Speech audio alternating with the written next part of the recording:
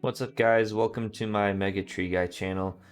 I used to upload videos of me playing video games and stuff, and just trying to get famous off of that, and videos of me fishing, still trying to get famous. But I ended up getting married to my beautiful wife, Sydney, and kind of grew up a little bit, and just decided that I needed to get a real job, and I ended up becoming a tree climber and working for a pretty big deal company. But I'm trying to make more money, so I'm trying to do this on the side a little bit, pick up a little extra money. And I just thought along the way that I'd record myself, make some educational videos, and just try to explain what I was doing for anybody that was maybe wanting to become an arborist, and or just for homeowners that were just wanting to simply learn what I was doing so they could do it on their own.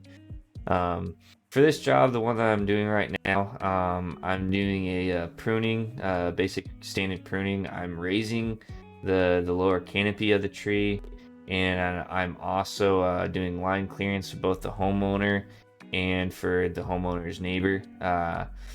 One thing that I do regret about this job is I wish I did more research about purchasing a pruning pole. Whenever you're doing a job, if you don't have a lot of equipment and you're doing a job that you need to go buy a piece of equipment for, see how much that is and how much you could probably charge for the job, because the set that I bought was $220 and that was with a discount. So just make sure you kind of take that into consideration when you're doing tree work. You can kind of see here, every cut I make. Currently I'm trying to raise the canopy, and right now I'm actually trying to do line clearance. But whenever I'm raising a canopy, I want to try to take weight off branches, or look for anything that's drooping straight down, and try to remove anything that's going completely straight down, and just trying to bring it back to good healthy connection. Anything that's like a V or like a Y crotch, I want to try to take the branch back to there, and just make sure I leave enough green, healthy growth on it so I don't completely like kill off the tree. But you'd be surprised with any just small like cuts that you make on a branch, it can greatly lift it like by several inches and give you the clearance that you're kind of looking for.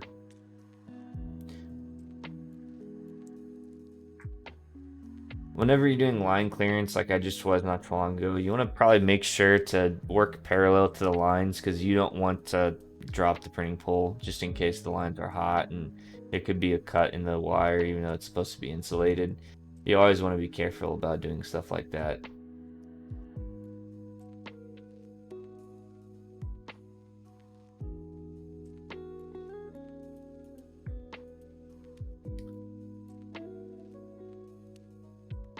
Here with this set that I got, you can kind of see that I'm kind of switching over to a Sriracha blade head.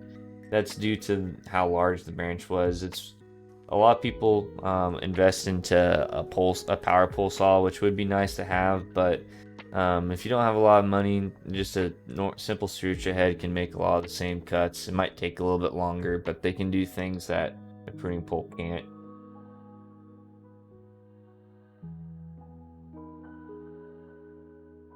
You kind of see me looking around. I do that quite often for this job, just trying to make sure the canopy is all kind of the same height.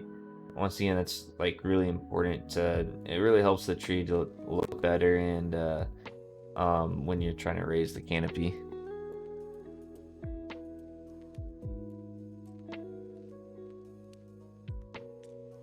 One of the things the customer asks, which you also want to be careful about, is not saying yes to extra stuff that was after the bid.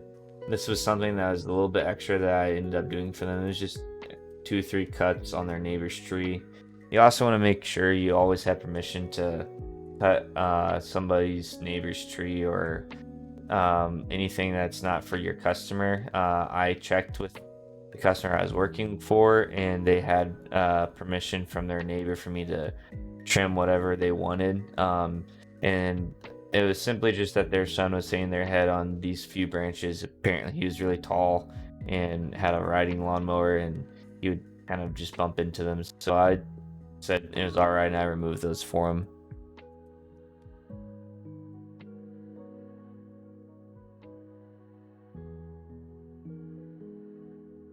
My pruning pole rope was so short that I had to actually tie on a longer black rope to it so that I could actually reach the line clearance up in the mid canopy.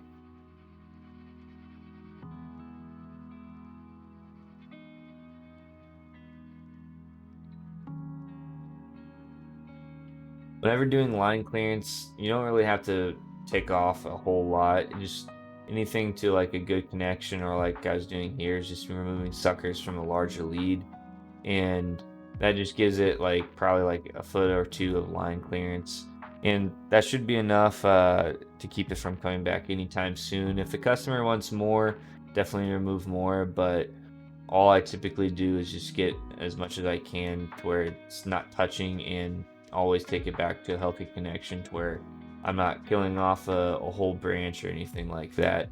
And it kind of just helped give it a clear path straight through the tree and made it actually look really nice in the end.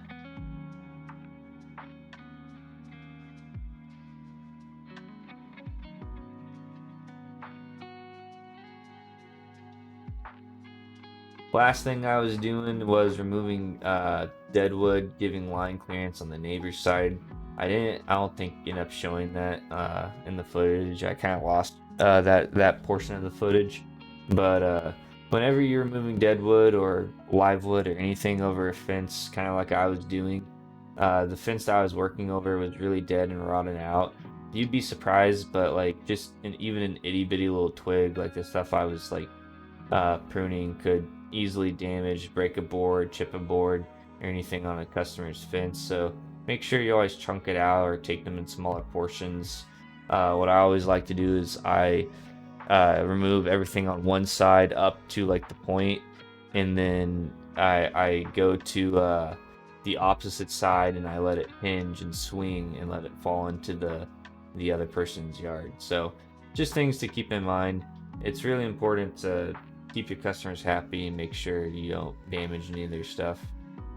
But anyway, that's all for this video, guys. I hope you learned something. Next time I'll try to record audio while I'm actually working, so it's easier and makes more sense. But I hope you guys learned something. Anyway, enjoy the video. Sick. That's a wrap.